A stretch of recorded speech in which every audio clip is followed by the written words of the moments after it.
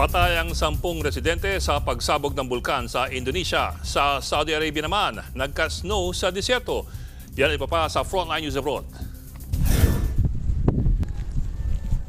Makapal at maitim na usok ang binuga ng sumabog na Mount Liwotobi Laki-Laki sa Indonesia. Nabalot ng abo ang mga bahay. Halos 6,000 residente ang inilikas. Nagdeklara na rin doon ng state of emergency. Ikalawang beses na kasing sumabog ang bulkang yan sa loob lang ng 1 linggo. 10 na ang namatay. Sa Japan, nasilayan ang iconic snow cap ng Mount Fuji. Delayed ang paglabas ng niebe sa tuktok ng bulkan ng mahigit 1 buwan. Ayon sa Meteorological Agency ng Japan, walang mintis na October yan lumalabas. Kaya ngayong taon, historic ang snow cap ng Mount Fuji. Sa loob kasi ng 130 years, ngayon lang nangyari na naantala yan sa hindi pa malamang dahilan. Speaking of snow, sinong mag-aakalang mag-i-snow sa disyerto ng Saudi Arabia?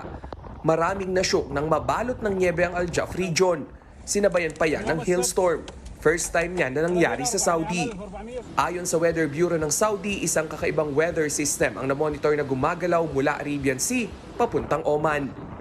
Nagbabalita mula sa Frontline, Rainiel Pawid, News 5. Mga kapatid, Ed Lingaw po, maging maalam at may pakialam sa mga napapanahong balita sa ating bansa. Para sa mas malalimang pagtalakay at paghimay sa mga issue at headlines, tumutok lamang at pag-subscribe sa social media pages ng News 5.